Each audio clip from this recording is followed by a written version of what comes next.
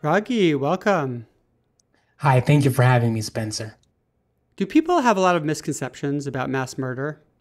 People have many misconceptions about mass murder, and then it's doubly a problem because people have misconceptions about mass murder and then also about mental illness, which is, of course, my area. I find your research on this so fascinating, especially because you take a really data driven approach and really ask, what does the data tell us? And how does that compare to what people generally think is true? So, could you talk a little bit about how did you collect data on mass murders? That's a fundamentally important question.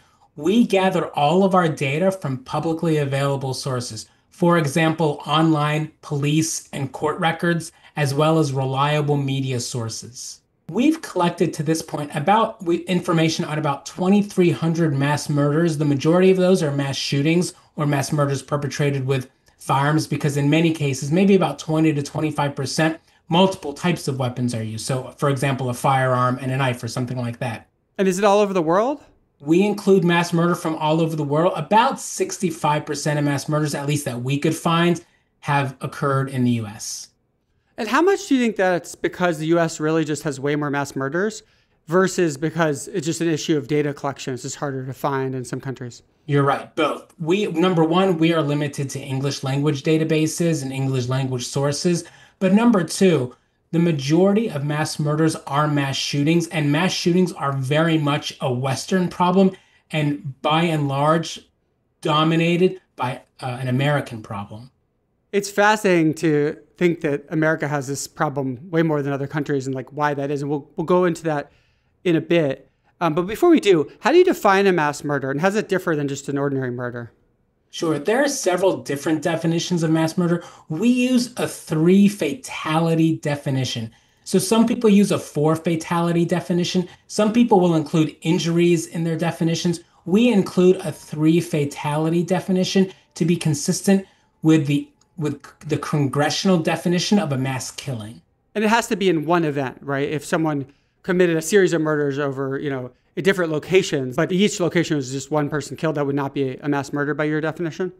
There are multiple different types of mass murder. So technically, a mass murder would include three fatalities in one event, in one location. Sometimes we have mass spree murders where three or more people are killed in one event without what we call a cooling off period, but in multiple locations. So, for example, the Elliot Rogers quote unquote mass murder in Isla Vista, California, I think in around 2013 or 2014 on the UC Santa Barbara campus or around the UC Santa Barbara campus was technically a mass spree murder rather than just a mass murder. But we generally would include that as a mass murder. And what are the different types of mass murders that you kind of catalog? There are a number of ways to categorize mass murders. One way is by where they happen or who they involve. So overall, one way that we categorize them is the following: by, but like I said, where they occur, who they involve. So using that categorization scheme, about 45% of mass murders are what we call domestic mass murders, meaning they include at least one or more family members. That actually is the largest number of mass murders. The second most common type of mass murder is the felonious or criminal mass murder.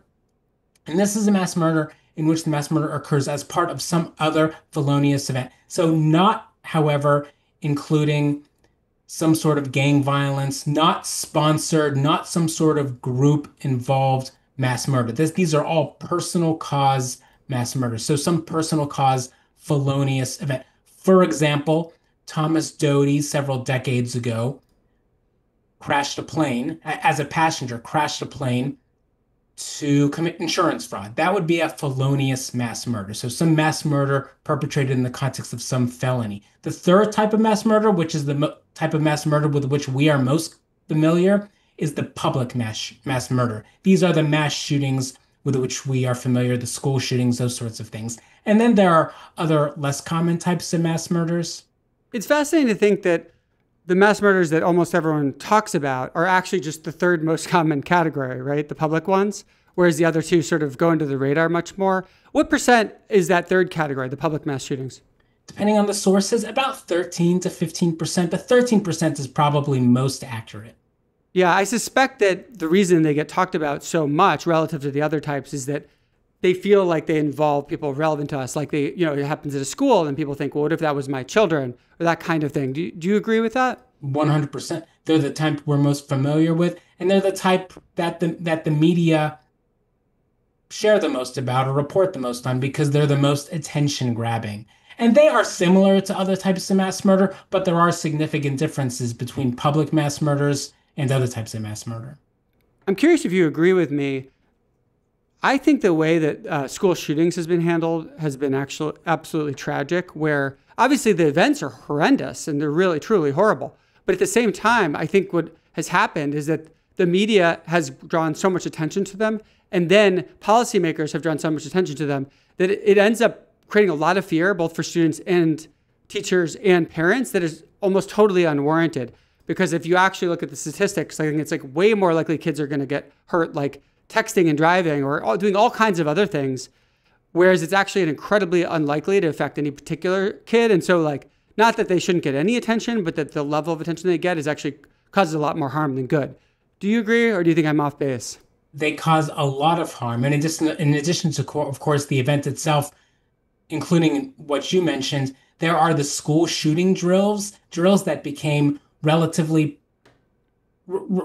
common over the past decade or so, but now we're understanding that these school shooting drills actually are more harmful than they are beneficial. So we're kind of like not continuing those school shooting drills. And by school shootings, I mean in high schools and elementary schools and those sorts of things. So we found that those school shooting drills actually lead to more problems. For example, anxiety and depression and too much fear in young people, number one. Number two, then there's the contagion or copycat effect.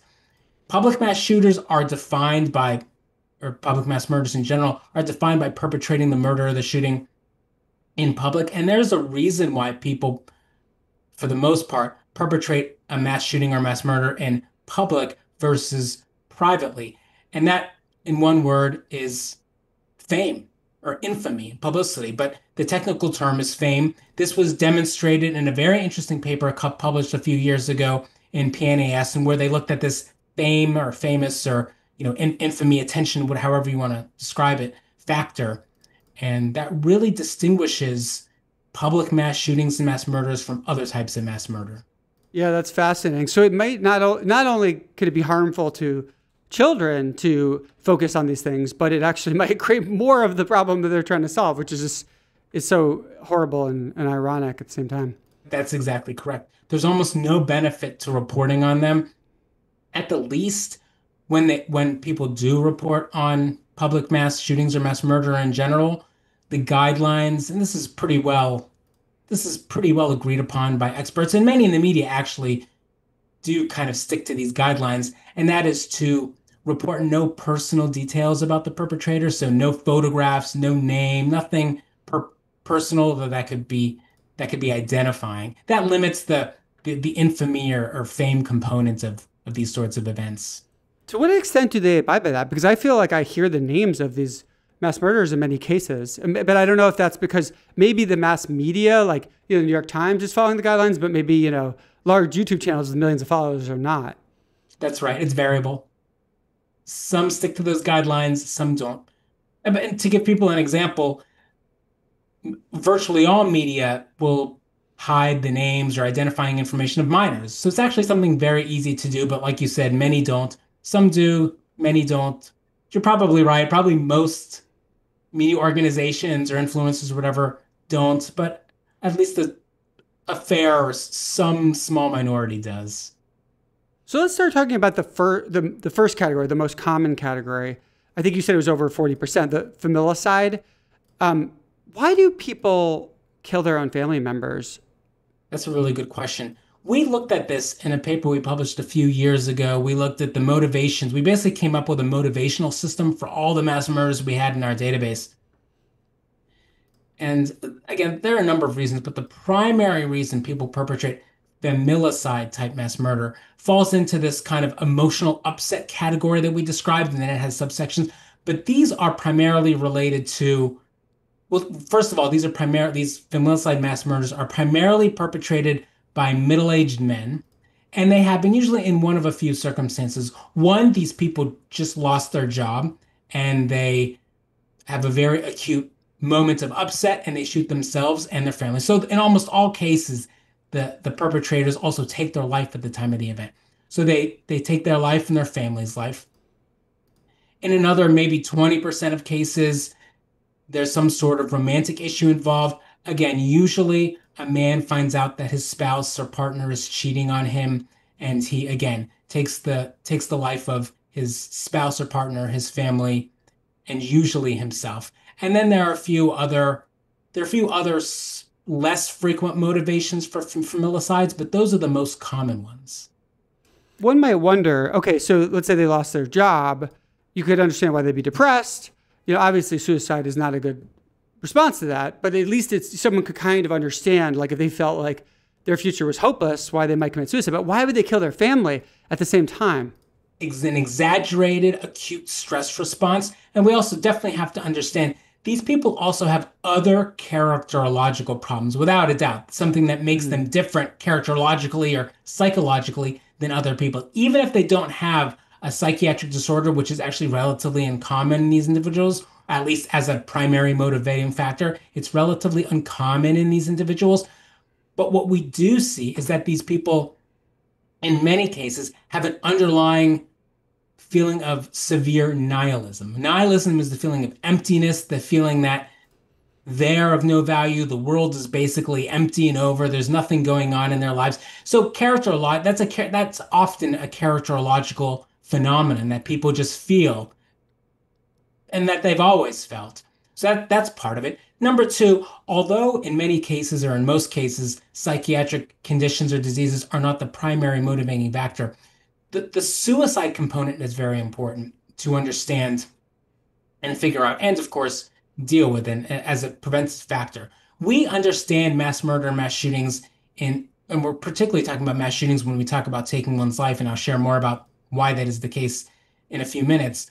But there are three primary hurdles or barriers to a mass murder or mass shooting, any sort of severe behavior. Number one is one's own conscience or ego or religion, anything within oneself that prevents one from doing something like that. Number two is the maybe moral system or values that one internalizes from people close to them, like their parents, their partner, even society. And number three is the fear of being caught.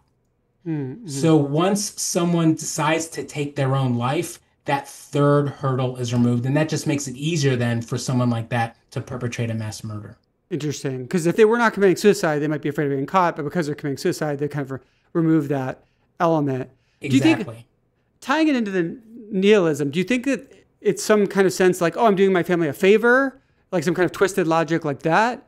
Absolutely. Or, yeah. Oh, really? Oh, absolutely. If one puts oneself in the shoes of someone who's truly nihilistic and empty, you would feel exactly that. They feel that life is empty. There's nothing to life. Now life is even just getting worse. I mean, what little they had has been taken away from them. And then it just becomes something that one wants to do and one thinks is better for themselves and for their family. This is obviously very pathological, but that is how people think. And this is part of what we do, both in psychiatry, dealing with people with mental illness and psychotic disorders, for example, which is my specialty, but also dealing with anyone who behaves in an extremely maybe unusual or atypical way. There's almost always a logic. Even, for example, when dealing with people who are psychotic and have delusions, abnormal thoughts, there's always a logic. It's just understanding the other person's logic, not trying to impose your own logic onto the situation. Right. Because many people would not be able to relate to that at all. But there's an internal consistency, even though it's a very twisted and distorted logic. If you kind of flip to the person's perspective, you could at least see how someone with those distorted presumptions could come to that conclusion, right? If they That's exactly the case. Yeah, the world is hopeless, nothing's good is going to happen, and oh my God, I lost my job, and now we're going to be in poverty, and then and they frame it as sort of a mercy killing. In the mind of a person like that, that's absolutely the case. And it sounds like there's also another subtype, which is somewhat less common, but it's more of like an anger killing, right? Like they feel betrayed by their spouse, or I guess it could even be they weren't betrayed, but they're paranoid and they think they've been betrayed. How much do we know about whether these family killings are responses to true betrayal versus just like delusional like sense of betrayal? That's a great question. In this case, almost always true betrayal. Oh, interesting. So in that particular category, yeah, yeah, Absolutely. yeah, and obviously that's a horrible way to deal with that situation. But many people could probably relate to the idea of like feeling so betrayed that you're so angry that you might even have a urge to kill someone, even if you would never do it, right? And then, but they actually do it. Do you think that in that case, suicide is more an attempt to escape the consequences, like they kill their spouse because the spouse betrayed them, and then they're like, well, I don't want to go to jail for the rest of my life? That's an interesting question. What we know, I'll answer it this way. We know that people, for the most part, and again, we published this maybe I think a year ago. People do they know they're going to take their life ahead of time. Okay, so it's Whether part of the that plan. Yeah. it's planned, but whether that is because they don't want to suffer the consequences after they perpetrate the mass murder, or for another reason, is not known to me. I don't know, but they do plan to take their life. That's very important. Hmm. And then does it often involve like taking the life of like, let's say they find their spouse is cheating on them, taking the life of the person they're cheating with or that kind of thing? Or is that actually more rare? That's less common. I wouldn't say rare, but in those cases in which infidelity or cheating is part of the situation, it's less common. It's more about the partner, the cheating partner, and then the family, that not just the partner, but also the kids when children are involved. And then also, while we're talking about the familicide mass murders, it's the men, of course, who use firearms. Women almost never use firearms. But when women perpetrate mass murder, it's almost always a familicide, Really? almost always including a child. And then, of Wow. course, we can talk about this more later. When a woman perpetrates a mass murder of any type, they're much more likely to be psychotic. So there are differences between when females versus Hmm. males perpetrate mass murders. But again, when a woman perpetrates a mass murder, one of the victims is almost always a family member and usually a child. Wow. What percent of the mass murders in your database are women? 5 or 6%. Yeah, it's almost unbelievable, right? How the gender difference on that. I mean, this is tough to answer, but do you chalk that up to like fundamental personality differences between men and women? Definitely, definitely. And we can even go more specific. It's probably very much there are a number of reasons, but we know that men, especially younger men, but men in general tend to be more violent for a number of reasons. So there are biological, there are social, there are cultural reasons, many reasons. What about age? Is it almost always sort of in the 20 to 40 range, or do you find a lot of these happening after 40? Looking across all mass murders, the average age of a mass murderer is about 32 years old. So when we're talking about familicides, the age is a little older towards middle age. When we're talking about public mass shootings, the age is a little younger. Is it pretty clumped where most people are like pretty near that age? Is it pretty rare that these happen? A 60-year-old commits a mass murder? The ages of perpetrators of mass murder tend to follow a bell curve, a kind of a Okay. standard bell curve. So it's pretty uncommon to see people who are less than 10 and in their early teens. And then we see more who are, 15, 16, and then more and more until about 32. And then there are a lot between 32 and 45 or 50, and then a lot less as people become older. So one would see a typical bell curve when we look at ages of mass murderers. So is it fair to say that mass murder is largely like a problem of young men, Definitely men. Young-ish, I mean, young to middle age, I guess? Yeah. young to middle-aged. If we're talking Right. young, I mean, we're talking about 25 to 50. Let's talk about the second category, which I think you called felonious mass murder, which I guess means it's crime related, right? It's related to criminal activity. Perpetrated along with some other felonious activity. That's right.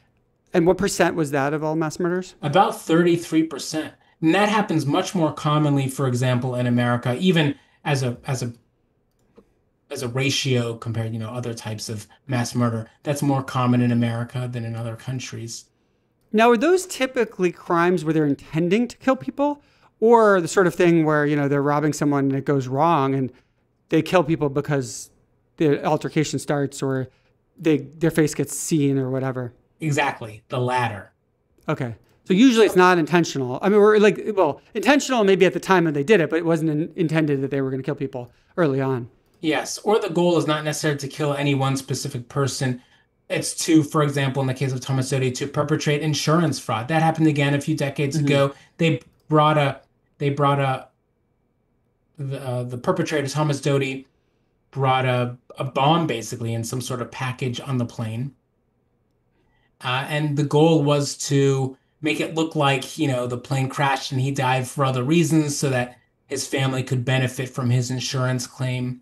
Jack Gilbert Graham did something similar where he actually, I believe placed, I believe he placed the bomb in, I want to say his mother's luggage. It crashed the plane. He was not on the plane, and then in that case, he wanted to benefit from the insurance payout. I believe Wow. both were found out. Well, one of course died. The other was found out. Wow. And if you think about the sort of more typical scenario, would it be like in the middle of a robbery or a drug deal, or what is like the most typical kind of felonious mass murder? That's right. Yeah, good question. Robberies are very common, Yeah, like so they get caught right in the robbery and then they go kill everyone. and then they kill everyone. Exactly. That's exactly right. When we talk about people who do that kind of thing, do you think the personality is really different than the familial side? I would imagine it is. It is somewhat different. So again, these people are younger, they're more likely to have a criminal history, those sorts of things. But one thing that's very interesting, so I think maybe what you're getting at is maybe these people are lifelong criminals, are psychopaths, are more like serial killers. It's very interesting because despite that, and despite that, 33% of these mass murderers are felonious mass murderers, in many cases, these people are not they're not lifelong criminals, Hmm. even if they're more likely to have a criminal history. One key difference, for example, between mass murderers and serial killers or serial murderers is that 87% of serial killers are psychopaths. So psychopaths or psychopathy or psychopathic is a technical term. That's like a medical or psychological term. And basically that means that these people, the psychopaths or serial killers, they kill because it brings them pleasure. It's just pleasurable for them to do so.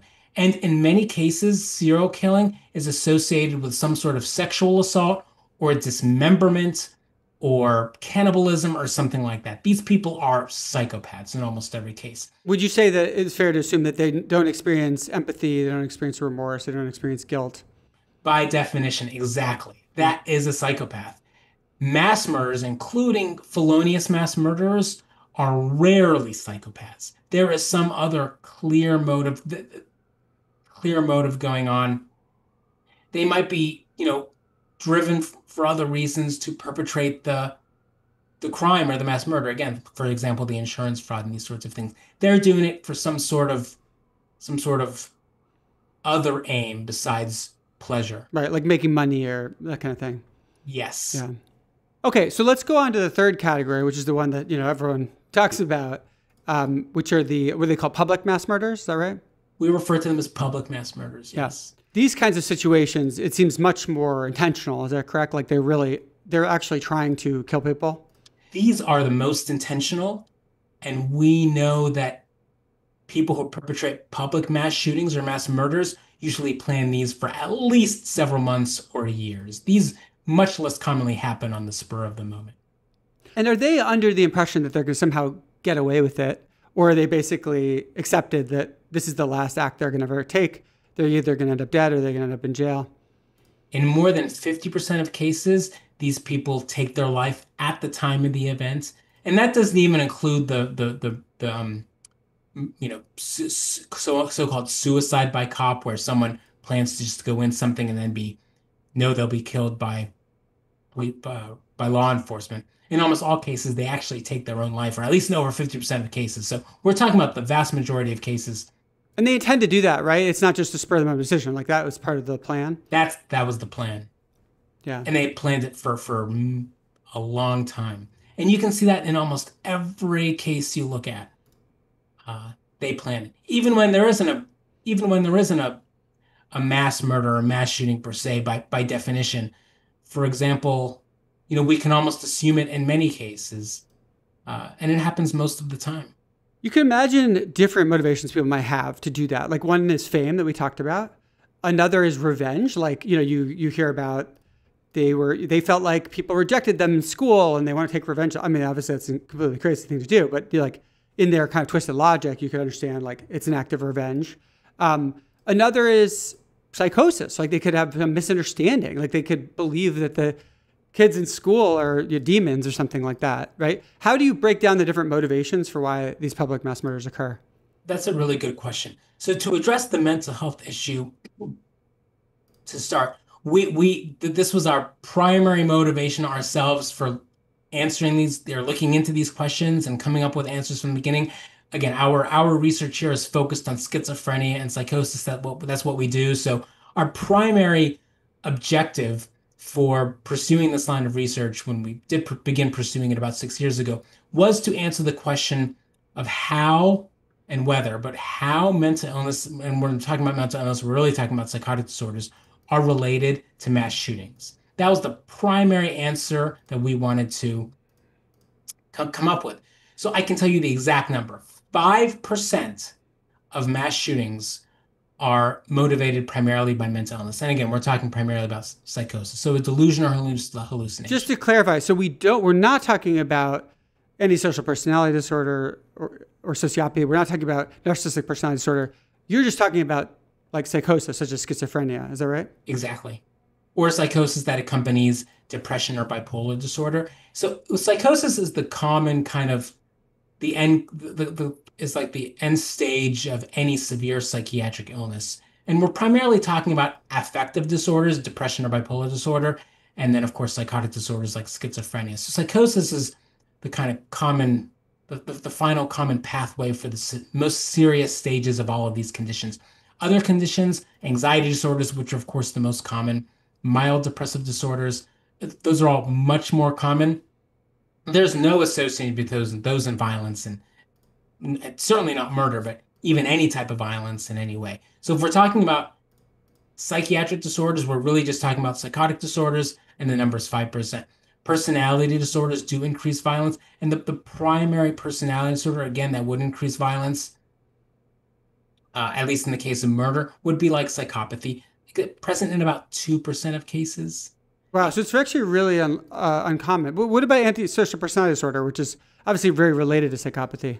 That's right. It's very related to psychopathy, almost indistinguishable. If one in the case of a mass murder, yeah, I can't think of any case in which someone had an antisocial personality disorder that wasn't also a psychopath and did not also contribute to the mass murder. What about narcissistic personality disorder? Because you might think that being prone to more selfishness, more grandiose thinking could contribute. Sure. So other types of personality disorders were observed in about, I think the number is 8% of all mass murders, and they contributed exactly, I want to say that the number is very low, but about 2%. I mean, 2%, you might say that's a lot or it's not a lot. That's probably quite a bit. About 2% of mass murders are primarily motivated by a personality disorder that isn't psychopathy or an antisocial personality disorder. So we're talking about narcissistic personality disorder, borderline histrionic personality disorders, which are all very similar, or like a schizoid personality disorder. So that's really interesting because it suggests that these mass murders that are public are usually not connected to sort of any kind of psychiatric condition most of the time. But I think most people intuitively would say like, well, if you're willing to do a thing like that, surely there's something deeply wrong with your psychology. So like, is that a problem with our diagnostic system, or is that you know what I'm saying? Like, how could one do this and not have something severely wrong with their psychology? There could be something wrong with their psychology. Well, I guess we need to define our terms. There are mental illnesses and mental psychiatric disorders. For example, the schizophrenias, the bipolar disorders, the depression, anxiety, those sorts of things. Also, to be clear, I'll make these 2 points now. Number one, there's a difference between a psychiatric condition being the primary cause of something and it being present or incidental. So the lifetime prevalence of any psychiatric disorder among adults in America right now is about 40 to 45%. So a lot of people who perpetrate mass murder will have some sort of diagnosed psychiatric condition. We see that about 45 to 50% of mass murderers actually have some sort of diagnosed psychiatric condition. Like prior to that, they were diagnosed, or if It's, you. yeah, prior or concurrent with the perpetration of the mass murder. But when you look at the motivations for the mass murder, we find that, again, exactly about 5% are primarily motivated by a psychiatric disorder. Now, we have other conditions like the personality disorders that you mentioned, which are a different type of psychiatric disorder, quite different, and those contribute a few percents. Then we have everything else. So we, as psychiatrists or psychologists or anyone in the mental health field, we deal with all sorts of abnormal behavior, abnormal thinking, including forensic issues, criminal behavior, severe criminal behavior. There are many motivations for all of these, but we need to distinguish between psychiatric disorders that can be helped, for example, with medications and therapy, and then all sorts of other types of atypical or abnormal behavior. Certainly, anyone who perpetrates a mass murder is doing something that's extremely atypical and must have something going on. What we're saying is just 5% of them have a bona fide axis 1, as we call it, or used to call it, psychiatric disorder. The rest have some sort of characterological, or what we refer to in the psychodynamic parlance, but characterological or maybe ego deficit, or they're just bad people, and probably most of them are just really bad, evil people. Who else would perpetrate a mass murder? Despite that, we as psychiatrists, we still deal with that, but it doesn't mean that this isn't. We don't define psychiatry or mental illness by what psychiatrists deal with. We deal with all sorts of abnormal behavior and conditions, but that doesn't mean they're all psychiatric conditions. Are the public mass murders much more likely to have a mental health connection than the other types? Yes, they are. By a little, by about 5 to 7%. So we would expect 10 to 12, or maybe upwards of 15% of public mass murders, and especially mass shootings, to be perpetrated by someone with a severe mental illness. So it's still pretty rare. I mean, it's really quite amazing. Like, I think very few people would realize that it's actually the vast majority of these public mass murders are not done by someone with a psychiatric condition. Sure, so that's fascinating to me. Those are the ones we hear about.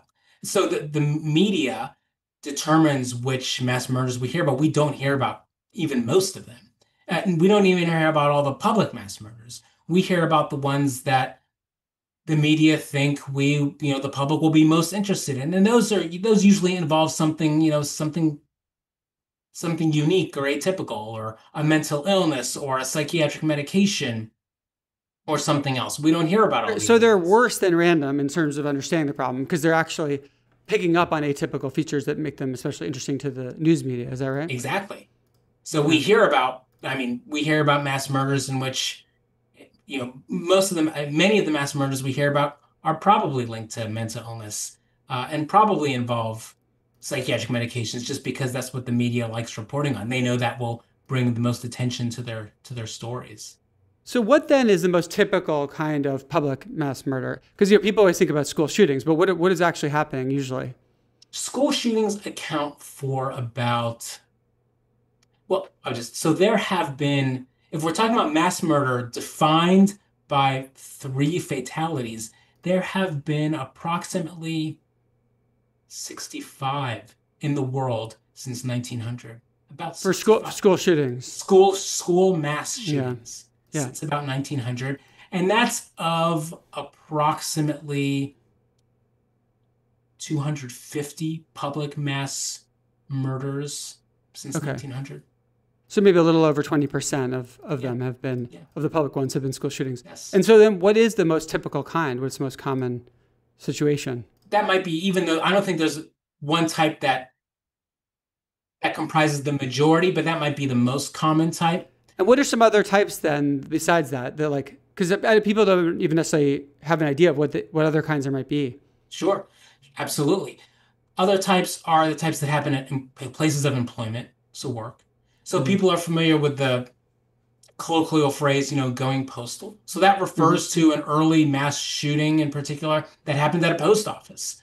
A disgruntled postal worker actually went to a post office and perpetrated a mass shooting.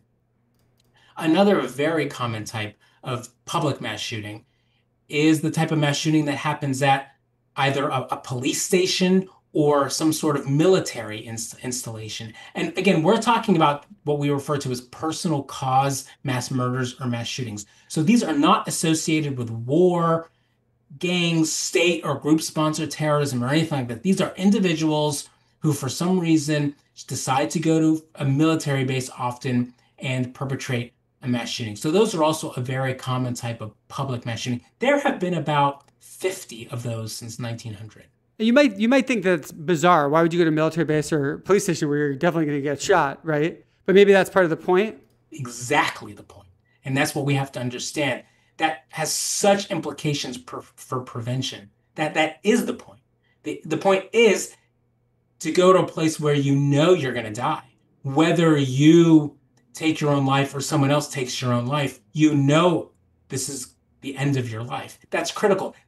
And this is one of the three kind of key features of the psychological profile of these public mass shooters. So one is the severe nihilism, which in its most severe form manifests in taking one's life or suicide. That's critical. Number two is infamy or fame, or this toxic narcissism. And when we mention the word or say the word narcissism, we're not referring to the narcissism as maybe other people or the general person or lay society understands it. We're referring to a toxic or malignant narcissism. These people do not feel good about themselves. They feel very badly about themselves. These are what we refer to in psychodynamic parlance as Greenbergian or Greenberg narcissists. They are empty. They have what we refer to as identity diffusion. They use splitting-based defenses. Sorry for all the technical terms, or projection. These people do not feel good about themselves, and they project their feelings onto other people, and it makes them upset at other people because they are feeling that those other people are having those negative feelings about them. And then number three, very critically and also very relevant to prevention, is the firearm. Oh, you'll find in almost every case of a public mass shooting, these people do not just have access to firearms, they have a marked affinity for or fascination with firearms. So firearms are the motivation. Wow. So it's not just incidental. It's not like, oh, if they didn't have firearms, they'd do it with a knife. Yes, you are correct. That is absolutely the case. We know that. It's very clear. They choose firearms, number one, because firearms are most associated with suicide or taking one's life. That's just number one. Number two, there's this fascination or affinity for firearms. They know that it's going to bring them the most attention and exposure. And then number three, one thing that a lot of people also maybe misunderstand or don't know, and of course they wouldn't know, there's no reason for them to know this. Back to your point about that the choice of the firearm is kind of not so random. Mass murderers do not go into the events thinking that they want to take the lives of a lot of people and then they just choose the most effective weapon. That is not the way they go about it. If they were to go about that, the data show that the average number of fatalities when a method other than a firearm is used is much greater than when a firearm is used. That's wild. That's really crazy to think about. So how is that even possible? That's exactly it. So how's that possible? So people might think, oh, well, that's because you're talking about mass poisonings and using planes, as in the Thomas Doty and Jack Gilbert Graham examples, and those sorts of things. But this is a finding that we were the first to publish this, and then another group published it, focusing on even mass stabbings. So mass stabbings are associated with more fatalities than mass shootings. So why is this the case? Number one, it's the mass shooters take their own lives, and of course they use firearms. So the event ends earlier. People who use other weapons take their lives much less frequently than do people who use firearms. Number two, the method of the mass shooting makes a difference. So most mass shooters use this rampage method of perpetrating the mass shooting. So they're going to room to room or door to door and perpetrating the mass shooting rather than the sniper method of mass shooting. So the way they do it is clearly not about inflicting maximum damage. It's about sort of doing it. It's more like they want to do it a certain way. They want to do it a certain way. That'll bring them the most attention. That'll allow them to take their life. That'll incur the greatest response from law enforcement.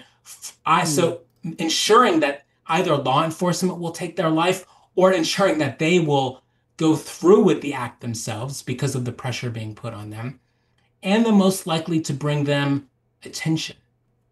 Mm-hmm. So it is the firearm. If there were no firearm, there would be much less motivation to perpetrate a mass murder.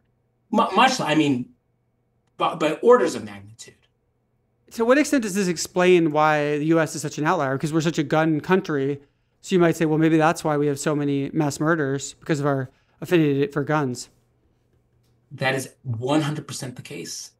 And the data are so clear. Sometimes you might, watch the news and watch other things that we all watch on the internet and on television and whatever else.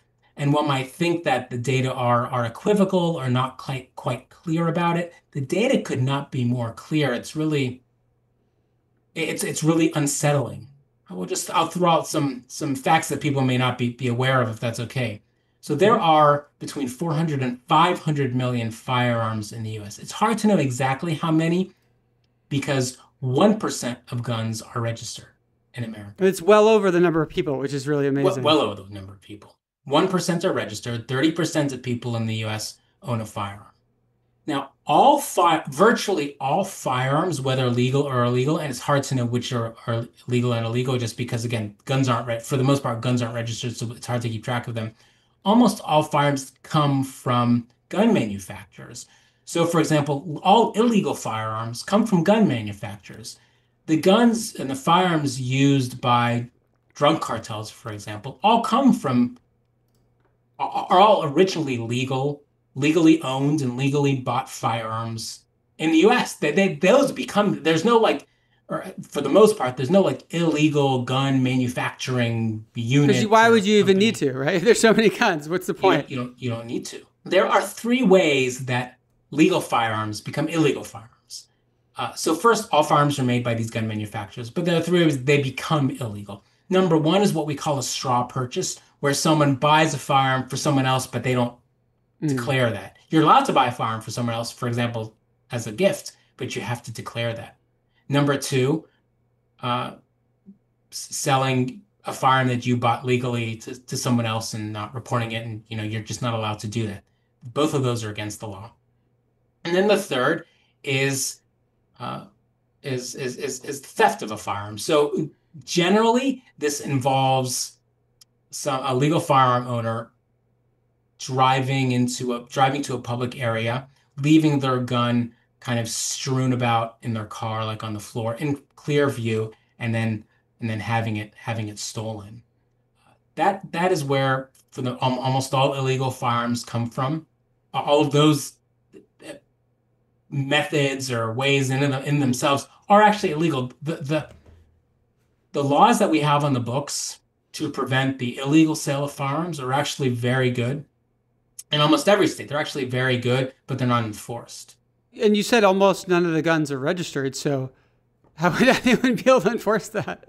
Well, that's the info. So there are many ways we can enforce these laws, which would greatly limit illegal firearms. And also, just to be clear, I don't even want to digress too much. We just published this a couple months ago.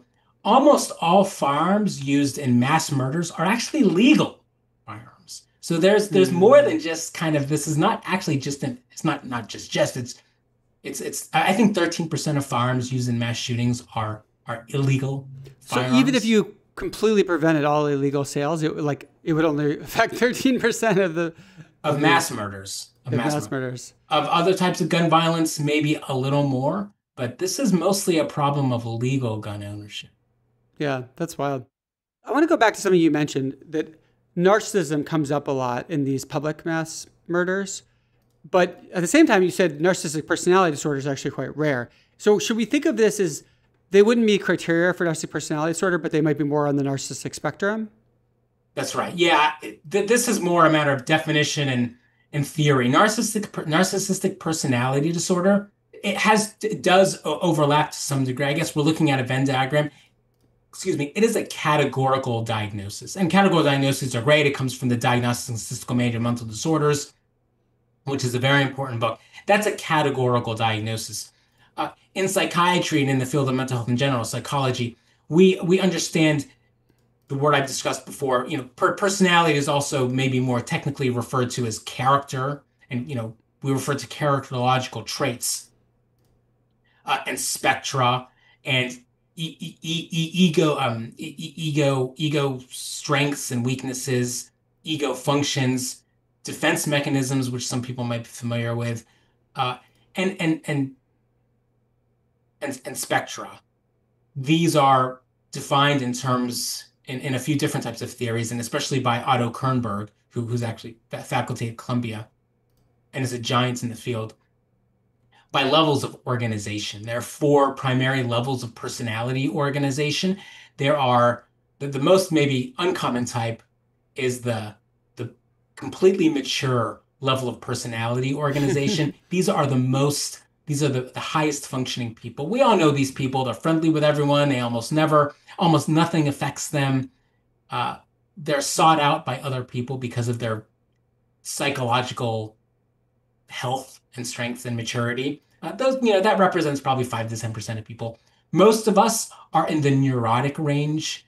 We get anxious. We use reaction formation. Things, we react maybe in illogical ways, but we don't lose reality testing. We don't use projection where we basically project our own feelings onto other people and think that they're, basically the result of these feel, or the cause of these feelings. And we have a sense of ourselves. So we're neurotic. We have a sense of ourselves. We know who we are. We understand that we understand what our strengths and weaknesses are. We're generally able to tolerate differences, changes in our environment. We have pretty good mood stability, anxiety tolerance, those sorts of things.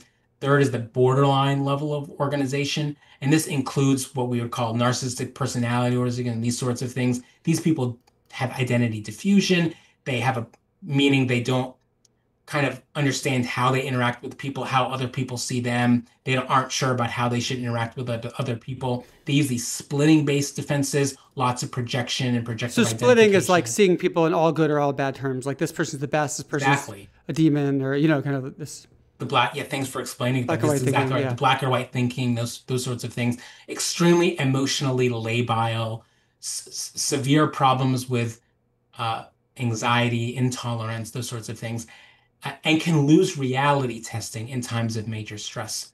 And then there are the people, the fourth level, the psychotic level of organization. Even without having a psychotic disorder, these people don't have reality testing and those sorts of things, in addition to all the other problems. So it's the third category of the borderline, not borderline personality disorder, but this borderline level of functioning that is common. Yeah, that's where we look when we think about mass murderers and those sorts of people. You mentioned how they often are not happy with themselves.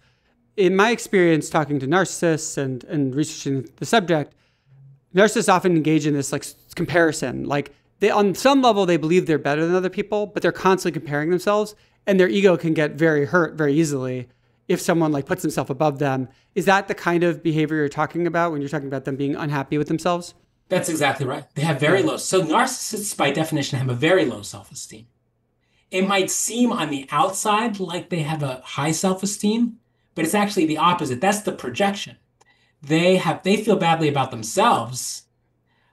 They're projecting it onto you. But they're working hard to try to build up their ego to feel good, right? Like they're... Exactly. Yeah. And they fail. By definition, they couldn't do that, but they're trying. So they're sensing that you must feel very badly. You must be horrible at, whatever you do. And so when one receives that, one feels like that's the other person, that's the other person's aura of narcissism and feeling kind of superior to, when it's actually just a sign of how badly they feel about themselves and how low their self-esteem is. Talking about spectrums, is it for public mass murders, do the perpetrators also tend to be more callous or less empathetic kind of people? By definition, narcissists, like people on the borderline personality organization spectrum, or especially who have narcissistic qualities, do lack empathy. So it seems then that it's sort of less surprising that they're not technically narcissists in terms of, NPD, they're not technically sociopaths, but they are sort of on that spectrum, right? If we're talking about what sort of person are they? Antisocial personality, narcissistic, borderline, histrionic, these all fall on the same spectrum. Psychopathy or psychopathic or antisocial personality being the worst. Narcissists also have problems with empathy. That's what identity diffusion is. That they can't empathize. It's not in they're just not capable of it. Right. So if we think about these public mass murders, they tend to have these traits, tend to be more callous and unempathetic and more narcissistic. They're looking for fame. They're also, guns are heavily involved. Like they often have a fascination with guns. What about anger or revenge? Because, if you read the sort of manifestos of these people, they seem to often talking about that. But I don't know if that's just the ones we hear about. Again, you're right. That's part of this level of personality organization. They have difficulty modulating their affect. So their affect becomes exaggerated. And their affect is often negative rather than positive because there's nothing for them to feel positive about. They feel badly about themselves. They think that everybody hates them because they hate themselves, but they project it onto other people so that they think everyone hates them and feels badly about them. And that's manifest as anger and these sorts of things. If you ask them, what are they trying to accomplish? Like, why are they, if you were to say the day before, you were a trusted person, you say the day before, why are you planning to do this? What would they say? That's a very good question. So again, a lot of these people, over 50%, end up taking their own life. So we don't know too much, Right. Directly from. But sometimes they have journals or things perpetrators. like that. Yeah. From what we do know, usually there's a theme just kind of along the lines of what we've been discussing: themes of rejection, themes of other people treating them very badly, Yeah. in a way that wouldn't ring true to people who know them. That's why you often hear about people describing a mass murderer or mass shooter as just some nice, quiet kid who seemed to be, getting along in his life and doing fine. The whole I had no idea about. But they're internally experiencing all of these painful thoughts and feelings about being rejected or not good enough or. Exactly. And they don't always necessarily reflect pure reality. They're not in the psychotic realm per se, but they don't necessarily affect reality. These people, again, they have identity diffusion. It's hard for them to get a grip or a grasp exactly where they fit in the world, how other people think about them, how they think about other people. They just don't understand. I mean, to a lot of us, we think, that doesn't even make sense. I mean, I know the people, who likes me and who doesn't like me, and whether people think I'm funny or not funny, or whether everyone's just lying to me or no one's lying to me.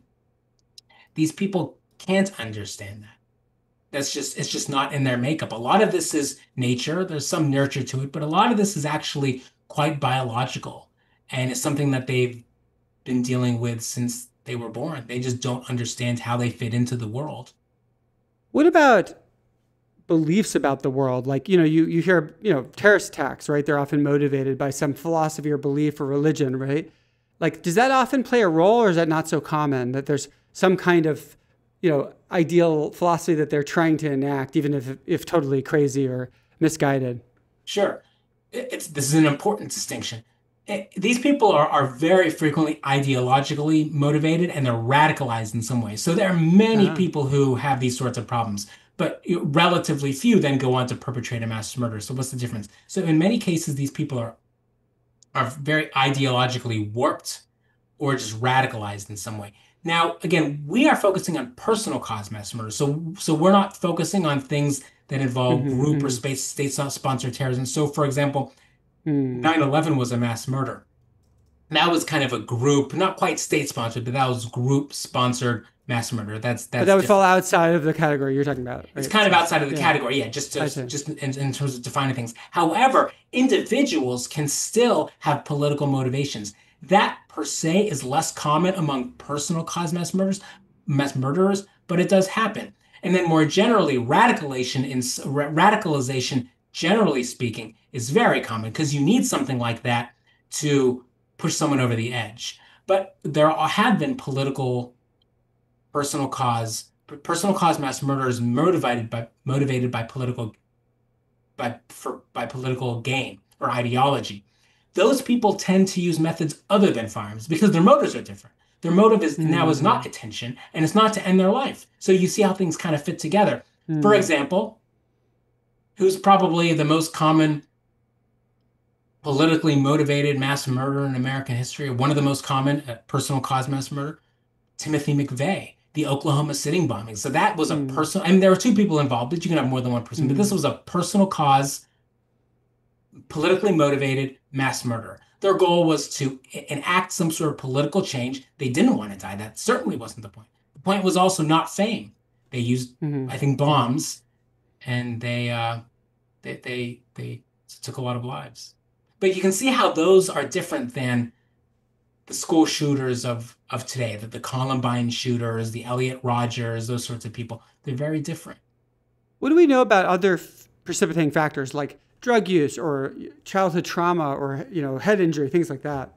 So substance use in and of itself, it's seen in about 25% of mass murders. Now, substance Mm. use is very common, and I'm just talking So about use. that may not be even very causative. What we found is that, so again, in science, there's so many different kind of variables and things going on. What we want to do is tease apart different variables and different contributing factors. It's sometimes hard to get at causation, but one way to at least get at association and minimize bias is by comparing groups. So what I can tell you about substance use is that it seems like about 3 or 4% of public of mass murders in general, also public mass murders, is primarily motivated by substance use, meaning this person would not otherwise have perpetrated a mass murder. They just were using so many substances that they became so disorganized that they just kind of went amok, again, a technical term, and took the lives of 3 or more people. That happens a few percent of the time. What we can say with more certainty, though, is that when a mass murderer has used substances, they're more likely to use a firearm rather than another method. All these other potential causes or contributing factors that you mentioned are important. So you mentioned childhood trauma. So that is so common, it doesn't distinguish. So it's hard Mm. to know Okay. how that it certainly contributes, but it's so common. But it's not like the people committing mass murders have so much more than other people that it sort of stands out. The number is so high. It's hard to, I mean, yeah, it's like 60%, probably more than the average, than background population, but it is so common. It's just hard to Right. know how it contributes. That's the problem with some of these variables. Again, they're so common, and it doesn't necessarily contribute between or distinguish between types of mass murderers. So head injury is very interesting. So head injury, as people know, is what we technically refer to as traumatic brain injury. Definitely increases impulsivity or decreases impulse control. It increases impulse discontrol.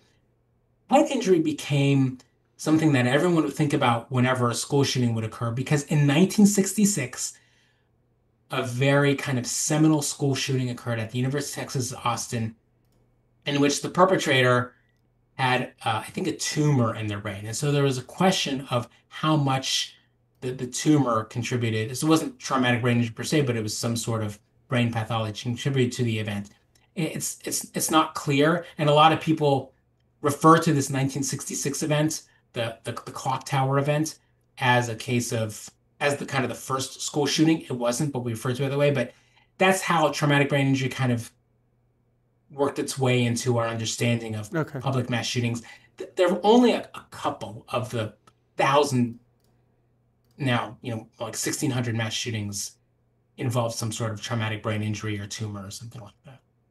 Taking a step back, people have all of these recommendations for what to do. Like we need, to prevent these kinds of events from happening. Like we need mental health screening or these kinds of things. We need to put armed guards in schools, this kind of thing. Like my view, and I'm curious if you disagree, is that like almost all of these are completely useless in the sense that they're extremely unlikely to actually change the numbers substantially. Would you agree with that? Or do you think some of these like proposals are actually good ones? I mean, we can go right to the data and think about the numbers and think about how they host. So let's just address each of them very kind of individually, quickly, of course. So mental health. So mental health is responsible for 5%. So is it going to make much of a difference? Not so much. But what we know is that the contribution of psychosis in particular to mass murder and mass shootings in general, and we published this 5 years ago, has gone down over time. The reason it's gone down is because we have AOT, or assisted outpatient therapy, rather assisted outpatient treatment, meaning that literally vans with clinicians go to patients we know who are very psychotic to ensure they take their medication. So almost all mass murders associated with psychotic disorders are perpetrated by young people with psychotic disorders. That is when people with psychotic disorders are most vulnerable to perpetrating violence, and they're almost always unmedicated. So the bottom line is, mental health screening, good. What's more important to make that 5% number zero is to make sure people in the early stages of psychosis are medicated with antipsychotic medication. And that has huge benefits for other reasons too, right? Like that seems like a no-brainer just in terms of public health in general. But it's not going to move the needle. It's not going to prevent a large number of these events, I assume. Right. It would help the 5% that are caused by mental illness. So what about the safety officers at schools? So actually, Peterson and Densley from the Violence Project published this, I think, 2 or 3 years ago in JAMA Network Open.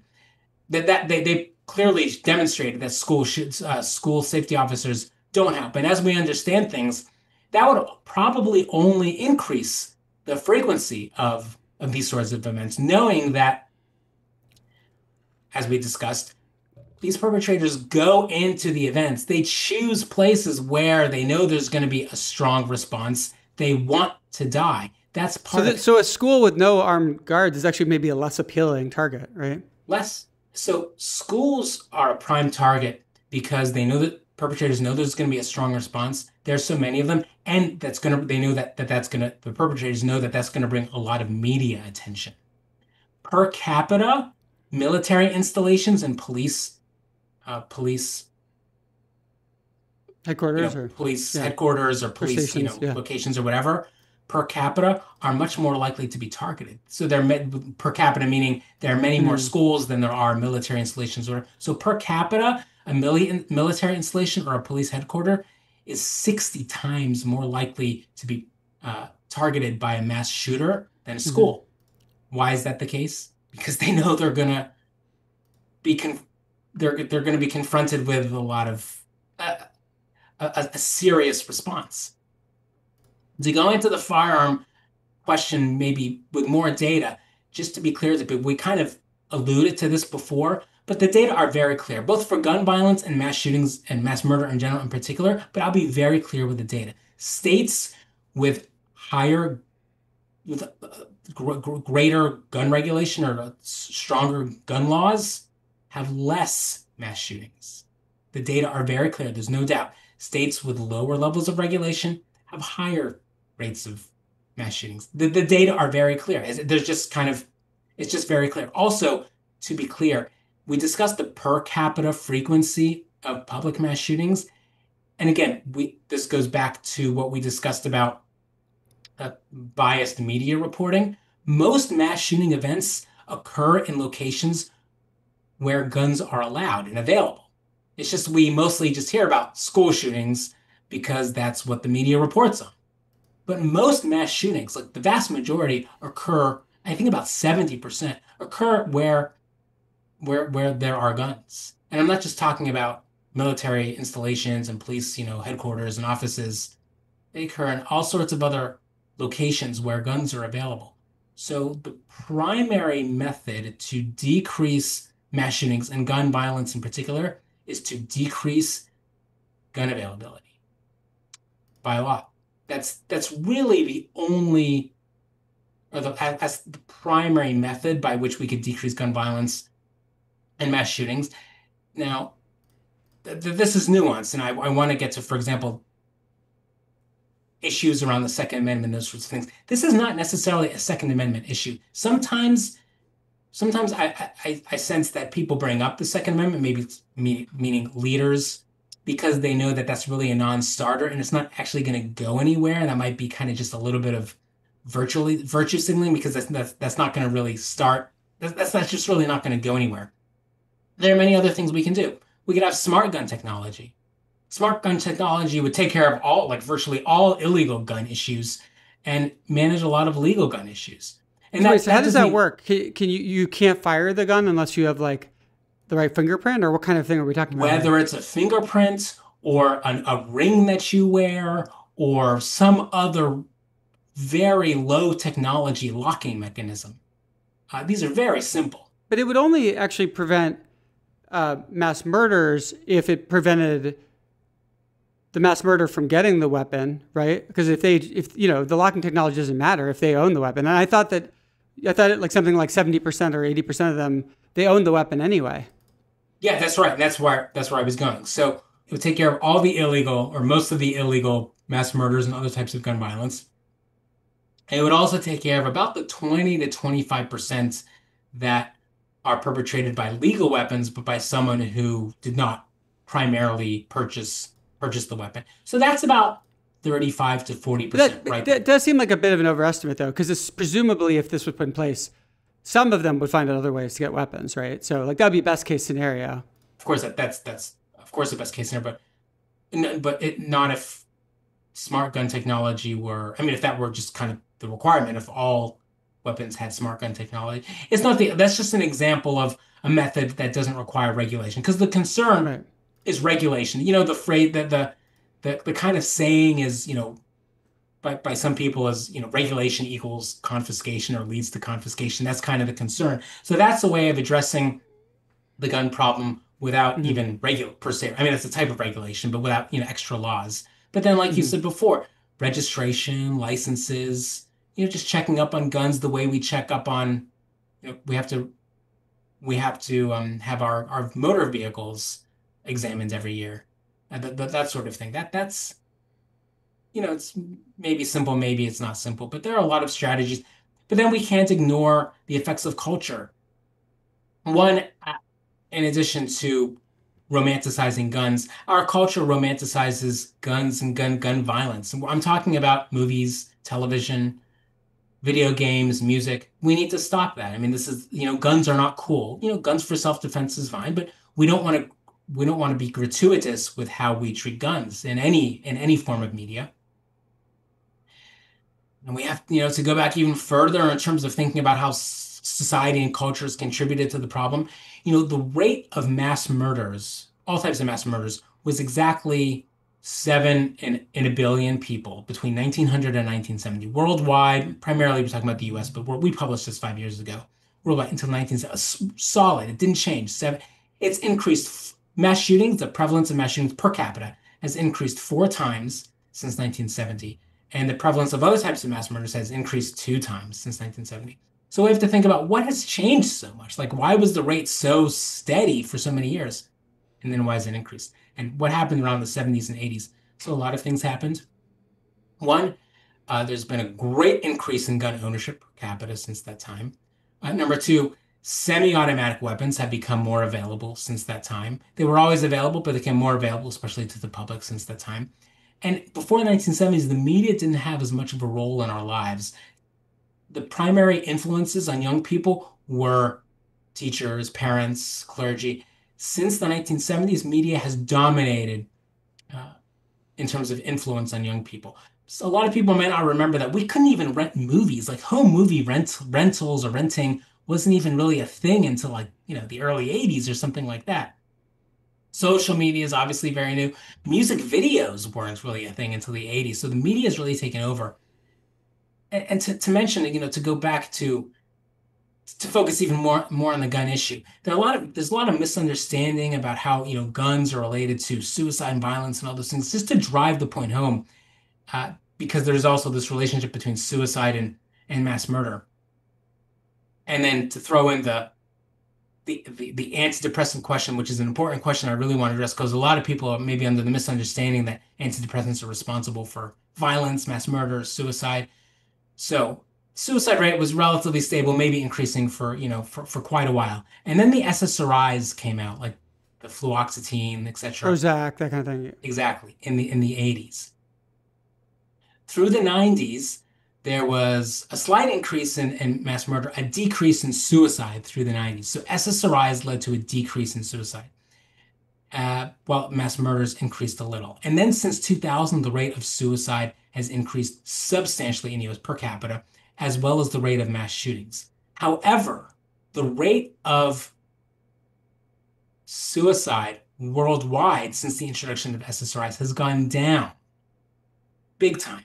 Whereas, again, the rate of suicide has increased. Per capita gun ownership was pretty stable in the 90s, might even decreased a little because we had the federal assault weapons ban and those sorts of things. Since the 2000s, gun ownership in America has skyrocketed. The suicide rate has skyrocketed. The suicide rate has skyrocketed, importantly, almost only among people who use firearms to perpetrate suicide and among men in rural areas. So it's all related to firearms.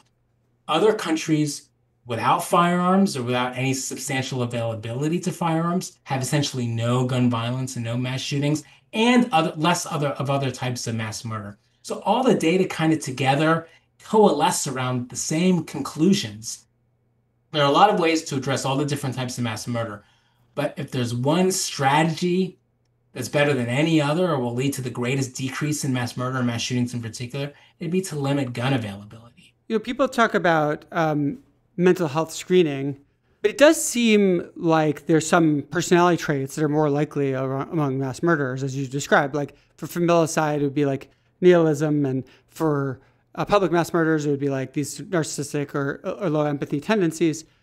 Do you think there's any hope to screen for those? Not obviously not to pre-punish people, but to try to help them and reduce the chance that they hurt people? Sure. This is a really good question. So these sorts of carological characteristics are pretty common. That is why we focus on especially for public mass shooters, the 3-point psychological profile. That is relatively specific. So, again, I don't want to get too technical, but when we understand prevention and how wide of or narrow umbrellas we want to cast, we need to think about words like sensitivity, specificity, positive, negative predictive value. So we could, for example, consider screening or paying attention to people with these characteristics, also maybe who have been exposed to childhood neglect and those sorts of things, or childhood maltreatment. But that casts too wide of a net. That's the problem. Right. It's too sensitive. Because if the false positive rate is too high, then it's kind of completely pointless. Like if you're 99% of people you think could be mass murderers or not, then it's like, what are you even doing, right? That becomes exactly difficult. So we want something that's more specific. So it doesn't capture so many people who aren't going to perpetrate anything. That's why we really focus on that 3-point psychological profile, specifically for the public mass shooter. The affinity or fascination with firearms, the severe nihilism, and then infamy. That is pretty narrow, and that is pretty specific. Identifying someone like that would be a little more possible. The other primary way to identify someone who could perpetrate a mass shooting when we're thinking about prevention without just identifying too many people and without making this too unwieldy is to identify people who say they're going to perpetrate a mass shooting. That actually is more common than not. And as we discussed, especially with regards to public mass shootings, these are planned. And in many cases, these individuals do tell someone or imply to someone that they're going to perpetrate a mass shooting. That characteristic has probably the highest predictive value of any. Yeah. And that's what we should be focusing on.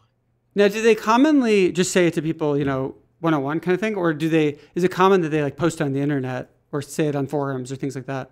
So the former, so individually to people farther back, they tend to, based on the manifestos that we have and those sorts of things, they tend to report more publicly, like shortly before the event. So that might be, okay. So it might be too late in many cases. Too late. It might be a little hard to identify them at that time. And what about proposals to do things like let's ban assault weapons, let's ban automatic or semi-automatic weapons? Would that really have any bearing on this, or would it do almost nothing? Well, we have the data. If I could share the data with you, that'll maybe help us figure out how these different types of weapons make a difference. So semi-automatic weapons became more widely available in about the 70s. For the first 100 years, since 1900, the split was about 60% non-automatic to 40% semi-automatic. Right now, the split is 51 semi-automatic or automatic, but primarily semi-automatic, compared to about 49 non-automatic. So non-automatic weapons are still very commonly used. When a semi-automatic weapon is used, the fatality count is a little higher. It's about 5.5 to 4.5. But the primary predictor of fatality count in a mass shooting is the number of weapons used. that's wild, because everyone would assume that the semi-automatic weapons are causing many more people to die. But if they come with two handguns, that might actually be a higher risk factor than a semi-automatic weapon. By far, number of weapons is more predictive than type of weapon. So semi-automatic weapons are worse than non-automatic weapons, but what's more important in terms of decreasing fatality count is number of firearms and all sorts of weapons. And people also don't realize in a lot of these cases, other weapons are used, we just don't hear about it. So for example, again, with regards to the 1966 University of Texas shooting, that person first went and I want to say he either smothered or he either smothered or stabbed his mother or grandmother. I always confuse that one with another one, but he either smothered or stabbed his mother or grandmother before he went to the clock tower at the University of Austin. In about 20% of mass shootings, another type of weapon is used. So either way, number of weapons is highest predictor. So in terms of federal assault weapons, we have the data, and we just published this a couple months ago also. And there was a federal assault weapons ban in place between, I believe it was 94 and 2004. So, and we just published this. So we examined mass shooting events per capita, of course, and fatalities per capita. So there was no change before or during the federal assault weapons ban in terms of fatalities and events. However, after the assault weapons ban, the number of fatalities and events was much higher than before the assault weapons ban. Not even during. So after, much higher than before. So the question is, was that because of the assault weapons ban? Was that for other reasons? Again, no difference between it